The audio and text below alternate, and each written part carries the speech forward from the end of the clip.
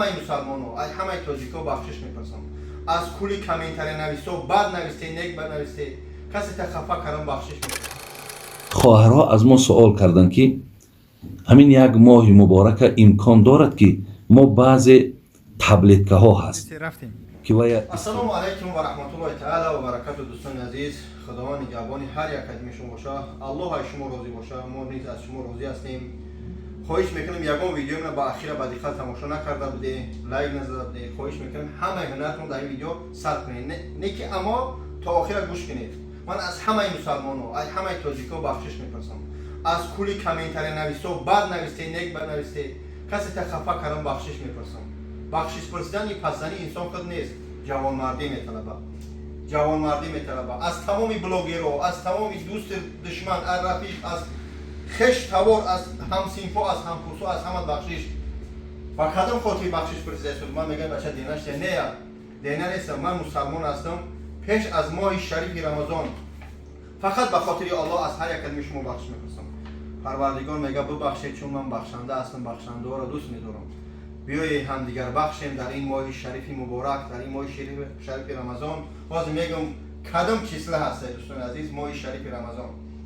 دوستان عزیز ببینید رمضان 2024 یعنی که موافق مفتیات و قاضیات چی میگن شهر مسکو 11 مارت یعنی 10 اپریل بیگانیش ما تراویح میشود. قدمی در مسجدهای نزدیک است رای تراویح را سر کنید بخونه ان شاء الله. روز 11 مارت دهانهای ما بستند. خداوند سالم و تنصیحات و خانه آباد هر یک کدیم ما را نگاه داره، وطن ما را تنج آباد کی با سری بلند این ماه مبارک با دهانی بسته یعنی رمضان بگید پای بداریم. خواهش میکنم برادرها خواهرای عزیز یعنی که چوکنه جنبورمدگی گفتی اگر گروه هم شود نکنه، تنبلی نکنه، رمضان پای بداره 30 روزه همون جلوی کارا بقفه 11 ما میخریم چی میشوه؟ هیچی فایده نیست. اوش میگه با بیارش که دمش میکنی میره اما یک ماهی مبارک هم سلامتی برقرار میکنیم، هم قیامت آباد میکنیم، هم پروردگار راضی میکنیم. برای که کیا ممکنه هست نیست. حاج من حاجی میرزا رو عیاقی میمونم بعد خط گوش کنه حاجی میرزا میگه چی گپ چی استراحت اگه من فتوا دادن نمیتونم. دوستان عزیز از همه باز بخشش میپرسم. من بعضی چیزا رو میگم تو بعد خط گوش کنید. چیزایی هستن که یا با فایده خودتون. کلندری در دست من میبینه این کلندری چی است؟ ماه مبارک است. ماه مارت است که در همینجا از کدام روز سر می شود، کدام ساعت‌ها خیستن در کار برای شهر مسکو یعنی که کدام روزها خیستن در کار، نماز گرفتن خواندن در کار، روزه پای داشتن در کار. این کلندر هست. میتونید ان شاء الله دسترس کنید از آفیسی باباجان 88 میتونید در مورد رقمی که بهتر در روی اکران 93 میمونم بگیرید. خوب دوستان عزیز ببینید در این برای ماه شریف رمضان با شما رو من تیار کار کردم کتاب فرض عین که در این دعاها و مقصد سوره ها و بعض اجزای نازکی های اسلام در اینجا و زبانی هر یک نشون داده شدم بسیارش و زبان تاجیکی خدمت. فرض عین تاجیکی کتابی تجوید اینا کتاب قرآن یعنی چی طرز پرد درست خواندن قرآن تجوید و زبان تاجیکی خدمت. الحمدلله رحمت کنه گذشتگان همین مسلمان‌ها برادرای قاریای خدمت تاجیکای خدمت که همین صورت چاپ کردن اینا همش خوب کردگی تیار کردگی ان شاء الله.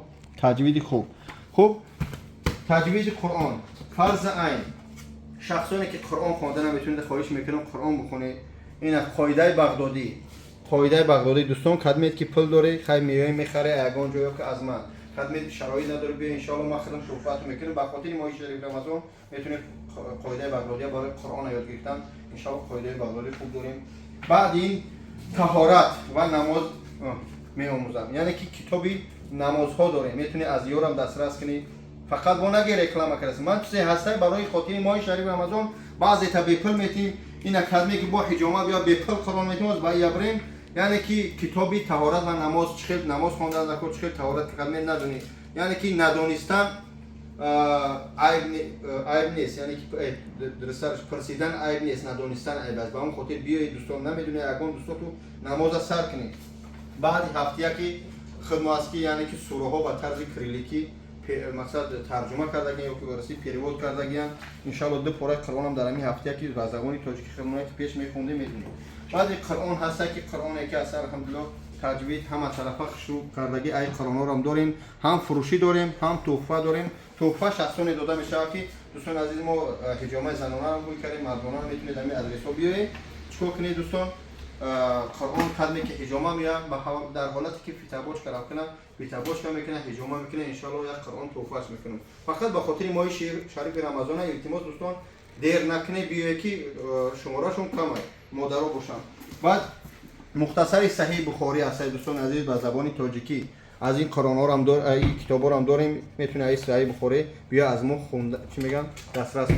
خوب دوستان عزیز کلندر تجوید قرآن فرض عین قاعده بغدادی قرآن خودش مختصر صحیح بخاری هفت یک چی میگن کتاب طهارت و نمازها برای آموختن همه این چیزا رو ما دیده میشود. حجامه بابا جان 88 متر لوبلینا ببینید دوستان عزیز که پیتاباش که مساج زنانه و مردانه یعنی که خواهرها هستن برای زنها برادرها هستن برای مردها جدا خودشون جدا انشاءالله هسته روزای نزدیک انشاءالله قاری هم میشود برای دعاخونی که میتونید دعا بکنید. دوستان عزیز خداوند حفظ کنه رحمت برای دستگیری تو برای باوری تو برای همه که اینقدر ما را باور میکنید. باز میگم من کلی مسلمان و کلی بندایی که من غیبت کردی کمیتر بعد نوشته چی دشمن میکنی فقط به خاطر الله بخشیدم برای روز قیامت پیش پروردگار روز محشر بگم که یا الله من به خاطر خودت بخشیدم به خاطر خودت گفته که من بخشنده را دوست میدارم من ببخشید منم بخشیدم پروردگار رو یگان گناهی من چی میگن ستر کرد و هم خاطر مبارک شوه خواهش میکنم پایدار بداره رمضان. السلام علیکم و رحمت الله تعالی و برکاته. دوستان خواهش میکنم دیر نکنید بیای این توفای ما دسترس کنید کمیسون دوری خریداری کنید خدمت اگر امکانی نداری خواهش میکنم توفاتون میتونید امکانی داری میفروشیم. رحمت خدا رمضان کی بوده 11 مرد این معلومات بود هم چو دوست با شما رو دادم. خدا نگهدار تو. السلام علیکم و رحمت الله. خدا نگهدار. خدا همه تا نگه می‌دارم. دوست می‌دارم. سلام. در همین ماه رمضان سوال دادن که خوردن تخم یا اکرچکا یا کلبسه یا رالتون خب انا آیا همین ها مقصد درست است یا نادرست است؟ البته درستند. هر چیزی که اگر حلال باشد یگان باکی ندارد اینها را خوردنشان البته به البته جایز و درست است. انا بسیاری از برادرها مقصد درباره همین رالتون میگن یا درباره کلبسه ها میگن. اصلا برادرای عزیز آنچه که گویم برای ما اعتبار دارد همون ترکیبات همونا هست. در ترکیباتشون در سستوشون اگر یگان چیزی از حرام از شبهه چیزی نباشد وای مقصد اجازت است که ما او را تناول کنیم. شما یک مثال مقصد همین بازار گوشت فروشی میرین گوشت خری میرین در همونجا مقصد مردم در پیشش گوشت های تیار دارن. ما چی میدانیم که همین گوشتی را که همین انسان میفروشد همین مقصد از کدام با کدام راه کشته شده است یا همین گوشتی مقصد حلال است حرام است ما نمیدانیم. ما همون وقت برای ما اعتبار است که همون گوشت فروش میگد که مقصد من مسلمانم یا میگد همین گوشتی که هست البته حلال است. سخن همون برای ما اعتبار است. از این لحاظ خوردن اینها هم اگر آن چیزی را که پیشتر گفتم از اینها اگر خالی باشد هیچ باکی ندارد. بعضی از خواهرها از ما سوال کردند که همین یک ماه مبارک امکان دارد که ما بعضی تبلتکه ها هست که ویا استعمال میکنیم در همین یک ماه مبارک همون بیماری زنانه ده یعنی حیض میگن در همون بیماری ما مبتلا نمیشیم و همین یک ماه مبارک مقصد با پرگی روزه میگیریم. بله خواهرای عزیز اینا صاحبای کتاب دانشمندها اجازت میتین به شرطی که اگر بر سلامتی شما زیان نیارد. اگر در سلامتی زیان نداشته باشد که شما اینا خودتان میدانین این حالت دا استفاده بردن از همون تبلتکه ها برای منع همون یعنی گوییم که نشدن همون بیماری زنانه انشاءالله هیچ باکی ندارد. بعضی ها سوال کردن که اگه اینجا سوال ها زیاد بودن خواهرها برادرها سوالهای تکراری هم هستند. از این لحاظ بعضی‌ها گفتن که اگر در این ماه مبارک ماها آبازی کنیم، آبازی فرق ندارد، خواه در داخل خانه باشد، خواه در حمام‌ها باشد، خواه در حوض‌ها باشد، خواه در دریاها باشد، همه جا برای آدمی روزدار البته مقصد اجازت است. فقط احتیاط کنین که از راه‌های مقصد دهان، از راه‌های بینی مقصد یا از راه‌های گوش، یعنی آب به حلق شما داخل نشود. و الا اگر این احتیاط شما کرده تونین، هیچ باکی ندارد آبازی کردن شما. دیگر نفرهای سوال کردن که در ماه رمضان ماها مقصد بیماریم و اگر مقصد اوکال استفاده بریم اجازت هست یا نه.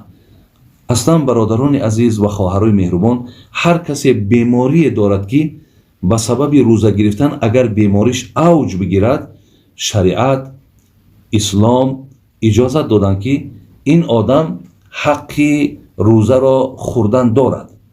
وقتی که خدای مهربان اگر بیماری را از او گرفت، تنش که صحت شد، بعد همین روزه هایی را که در حالت بیماری خورده بود همین ها را قضا میگیرد. زین لحاظ شما مقصد در جان خودتان جبر نکنین.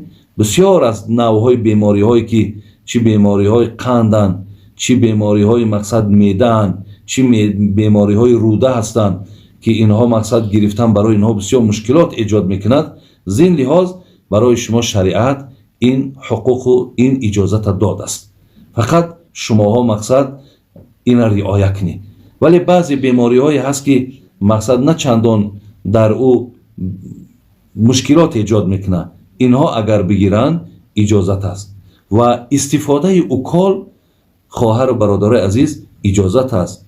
این اوکال خود در موشک باشد، خود در پوست باشد، خود در گوشت باشد، حتی در همین وین هم که باشد، فقط احتیاط از همون اوکال هایی که قوت دهندن، مقصد در ارگانیسم آدم وقتی قوت میبخشد، مثل همین گلوکوزواری، از همینش احتیاط کنین. دیگر هر اوکالی که شما مثال میگذرانین، خواه برای تبابت دنداناتان باشد، خواه برای مثال پس کردن تب باشد، یا برای مثال پایان بردن فشار خون باشد، هر اوکال هایی که باشد فقط قوت دهنده نباشند، هیچی باکی ندارد. اجازت است که شما از اینها مقصد استفاده برید.